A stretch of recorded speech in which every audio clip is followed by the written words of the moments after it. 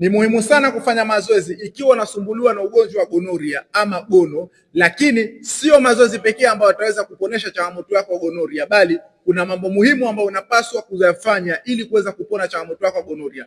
Kumbuka kwamba gonoria ni matokeo au ni ugonjwa kutokana na mashambulizi ya bakteria katika mwili wako ambao ni bakteria wa gonococcus ambayo yanapatikana kwa njia ya ngono. Sasa kama unahitaji kupona changamoto hiyo, ni lazima kufanya mambo yafuatayo.